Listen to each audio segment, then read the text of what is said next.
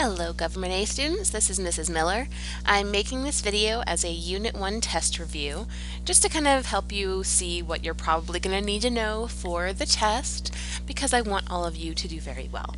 So this is something I would do if we were in a classroom together, so I figured I should make a video doing the same thing so that you guys can be prepared, and you're going to have your study guides that you've already filled out, but still it's nice to kind of just go over things together. And considering, like I said, we're not in a regular classroom, we're on, communicating virtually, then this way you can hear me talk about it, and sometimes that can help get a point across a little bit differently.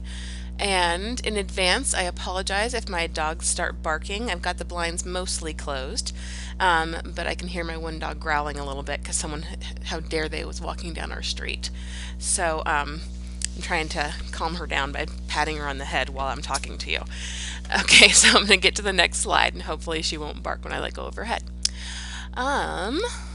There we go. Okay, so some important historical thinkers, some people that are going to be important for this class, as well as you're going to come across them in numerous other aspects of your life. Well, I guess numerous other academic aspects of your life. You might come across them in history classes. If you decide to go into college, you're definitely going to come across all of these names. And some of them you'll come across in literature classes, things like that. So Aristotle, you guys learned about Aristotle in some of your lessons.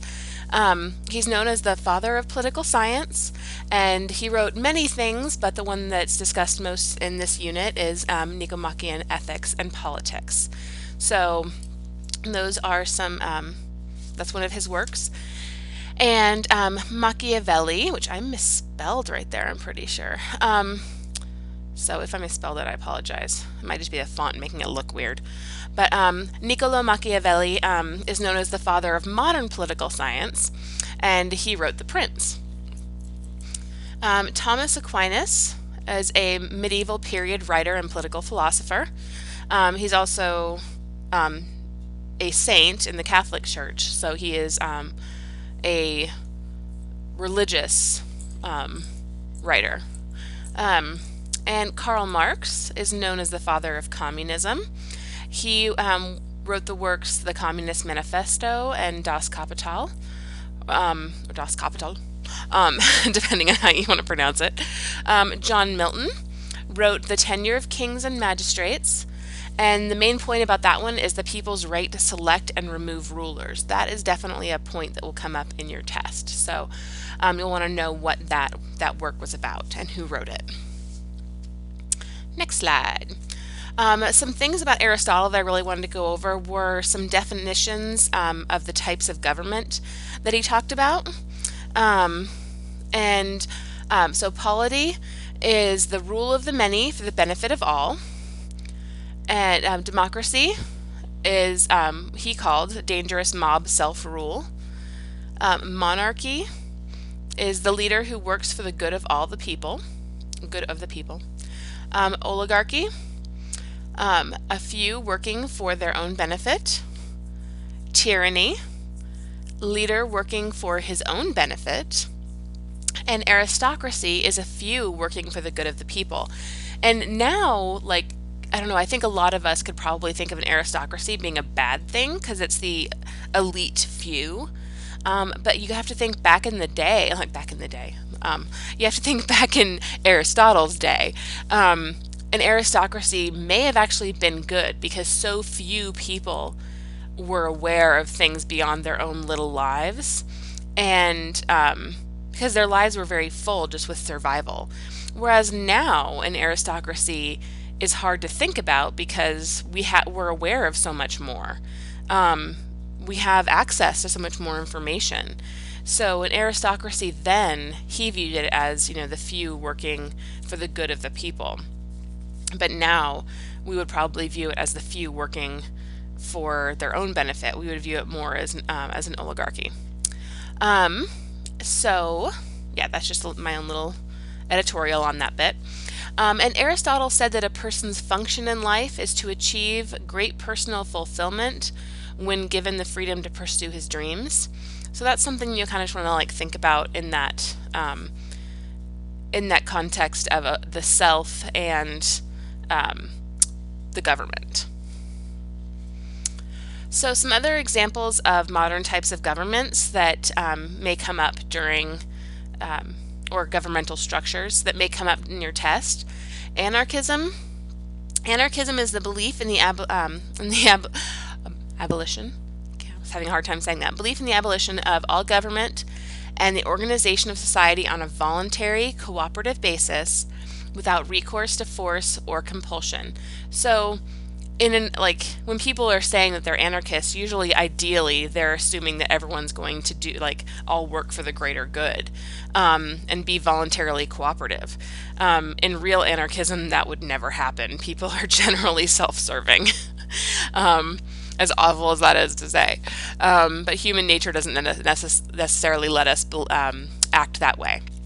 So anarchism is a very scary idea, because of the fact that you would have to have that voluntary cooperative basis at the basic level of government, well, of no government, and people don't cooperate very well.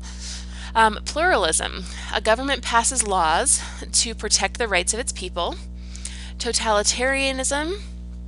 A system of government that is centralized and dictatorial and requires complete subservience to the state.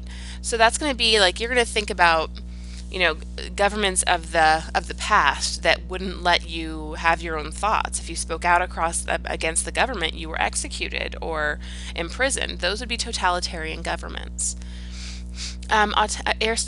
Aristocracy. Sorry, I'm a little bit congested, so I'm like trying to talk and not have the sniffles at the same time. Aristocracy, a system of government run by the privileged citizens or upper class. Again, Plato thought that would probably be a good thing.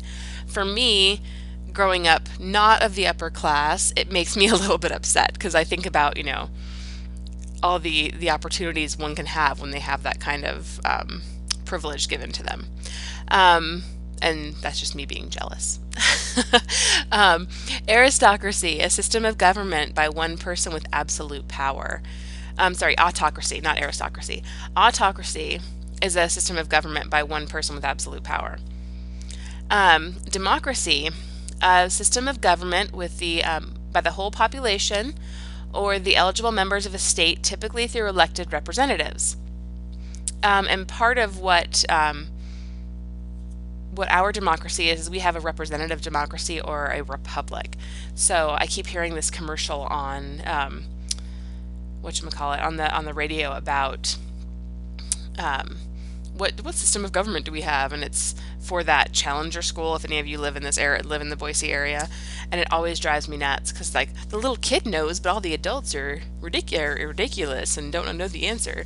So now you all know it's Democratic Republic. And I'm rambling, and I'm sorry. These videos sometimes can get a little bit silly, but that's how I would be in a classroom. So you're getting a little bit of me in this. Socialism. A political and economic theory of social organization that advocates that the means of production, distribution, and exchange should be owned or regulated by the community as a whole. Types of leaders. So there's tons of different types of leaders and different, my brain just blanked on what I was going to say. Different titles, that's what I was going to say, that one might hold as a political leader. But these are the three that you're really going to want to be sure you know the differences of for this test. A dictator is someone who has complete control over a country's affairs and is unrestrained by law. This is most often associated with one-party systems. Dictators can have the whole one-party thing and make people believe that they have a sense of that they have a sense of a democracy, that they can go out and vote and blah blah blah. But it's usually the thing is that it's usually rigged. So there can be, no one's really. You can go vote, but your vote doesn't mean anything, or you only have two options and both of them are really the same option. Those are how things like dictators can sometimes still say that they have democracy going. Dictators are most often associated with one-party systems. president, which is what we have, obviously. The elected head of a republican, as in republic, not as in the political party, of a republican state like the United States. Prime Minister, commonly the title of the head of government in a parliamentary system, such as that of Britain or Canada.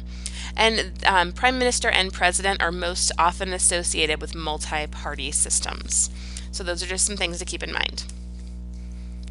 Types of political parties. This one's really brief, but I want to be sure that when we're talking about political parties, especially right now with all the election stuff going on, that we understand what left and right wing means. Conservative parties are often referred to as right wing. Right equals conservative. Liberal parties are often referred to as left wing. Left equals liberal. So just know that left and liberal are together and right and conservative are together. Here are just a few purposes of government. So you have things like, enforce and create rules that control conduct within a population, creation of public mass transportation for the citizens. State government is often involved in licensing businesses and monitoring how those businesses are run. Creation of parks, roads, etc., mail, all of those kind of things are all going to be things that government can do. Important aspects of the U.S. government. We have the three branches of our government: the legislative, which is the House of Representatives and the Senate, and their main purpose is the creation of laws. There are other purposes as well, but that's going to be their main purpose. And one of the ways that they check the others is they can override a presidential veto with a 2/3 majority vote. There's the judicial branch, which is the Supreme Court. They have the validation and review of the laws, in which they are sure that, I didn't end that parentheses.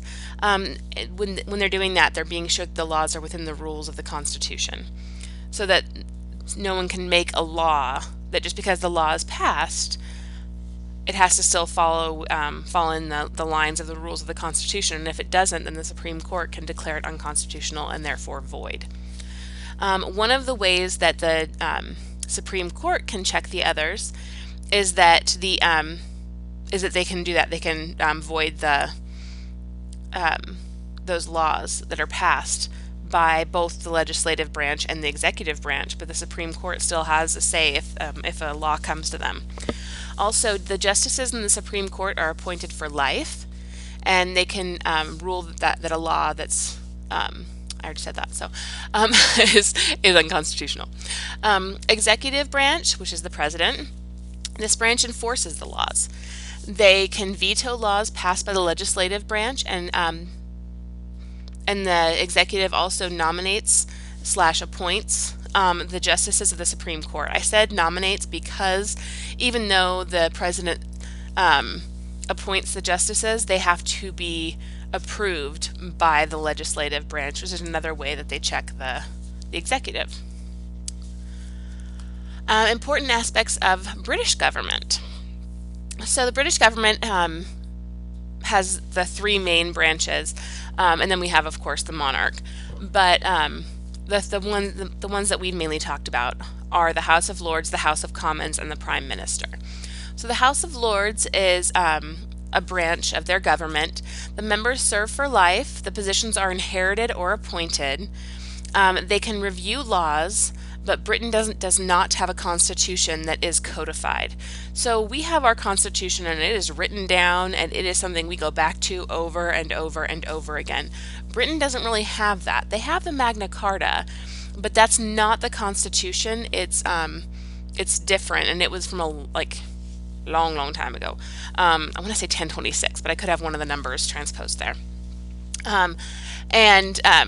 So at some point you may see something that says the House of Lords can review things to make sure it's constitutional. Britain does not have a constitution, so that would not be correct. The House of Commons, it is the more powerful of the two houses, and the reason for that is that the members are elected. So they have to, it gives the people in general, the average person of Britain, more say, and it gives them representation. So it is the more powerful of the two houses. And the members are elected for limited terms. They're not there for life. They have to run for election again. The members of this house are called members of parliament and often referred to as MPs. They are responsible for making decisions about money, like taxes, along with other things. That's a big part of their jobs. Prime Minister is the leader of the majority party within the House of Commons. So whoever has the most people within the House of Commons, whichever party, the leader of that party, as kind of gathered by that group, is elected as the Prime Minister. And that is also voted upon by the people. Important aspects of international government that were covered in the unit, and you'll definitely want to remember. So why were the elections of 2000 in Mexico significant? The Institutional Revolutionary Party, which was called the PRI, they lost the election. And the reason why that is important is because up until that point, the PRI was the longest ruling party in the world. It was the end to the one-party regime in Mexico. So it made Mexico much more similar to the U.S. in the fact that they have multiple parties and electing their leaders in true elections with multiple parties. Countries that are still currently communist. There's China, Cuba, Laos, North Korea, and Vietnam. So those are the countries that I want you to remember that are still currently communist as of February 2016. Because I'll probably use this video again in the fall.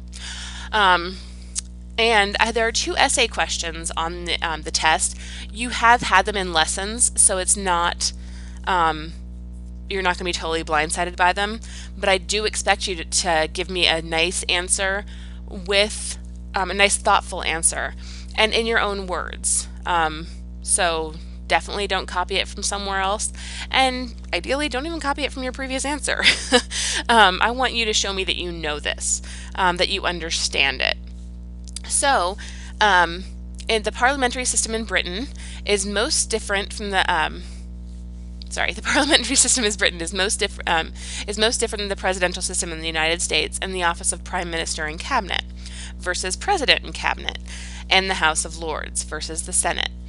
In an essay of 150 words or more, explain how a Prime Minister and Cabinet differs from a President and Cabinet, and how the House of Lords differs from the Senate.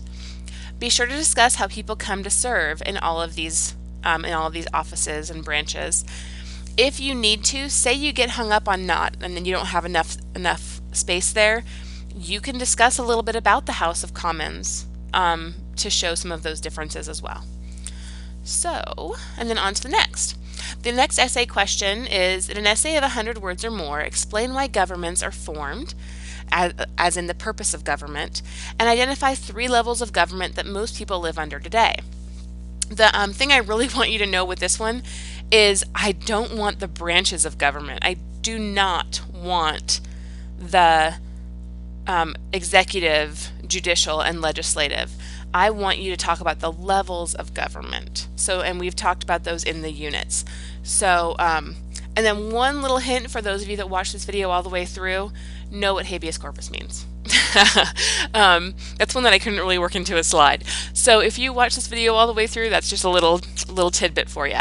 I look forward to reading your essay questions. Remember to call me after you've watched this to get credit for this live class. And I look forward to talking to you. Have a great day.